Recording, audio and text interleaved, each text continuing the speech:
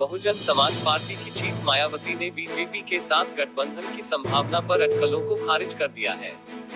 उन्होंने कहा है कि उनकी पार्टी बीजेपी के साथ गठबंधन नहीं करेगी। इसके साथ ही उन्होंने कहा कि बसपा किसी पार्टी की भी टीम नहीं और उनके समर्थकों को गुमराह करने की कोशिश की जा रही थी।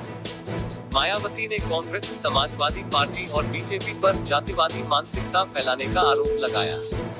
मायावती ने सवाल किया कि समाजवादी पार्टी ने पिछले विधानसभा चुनाव में कांग्रेस के साथ गठबंधन क्यों किया था और फिर लोकसभा चुनाव में क्या वह बसपा की भी टीम थी। उन्होंने कहा कि मीडिया को भी यह लोगों को बताना चाहिए।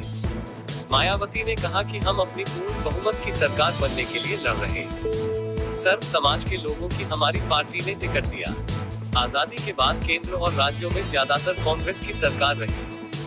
इन पार्टी की सरकार ने भीमराव अंबेडकर को भारत रत्न से सम्मानित नहीं किया। केंद्र और राज्यों से सत्ता से बाहर होने पर चुनाव आने पर कांग्रेस पार्टी दलित, आदिवासी की बात करती है। सपा की सरकार में गुंडों, बदमाशों और माफियाओं का राज रहा। दंगा फसाद की वजह से यहाँ तनाव रहा। हमारी सरकार ने ज्यादातर जनहित की योजनाओं को सपा सरकार ने बदल दिया।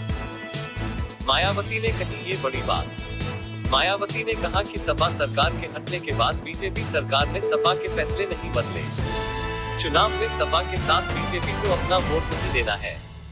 बीजेपी जातिवादी, पूंजीवादी और आरएसएस के एजेंडे को लागू करने में लगी है। प्रदेश में अपराध बढ़े हैं, दलित और अकलियत के लोग सुरक्षित नहीं हैं। दलितों और पिछड़ों को आरक्षण का लाभ नहीं मिल रहा। सरकारी नौकरियों में आरक्षण का कोटा पूरा नहीं किया जा रहा है। मुस्लिम समाज इस सरकार में अपने आप को भयभीत और असुरक्षित महसूस कर रहा है।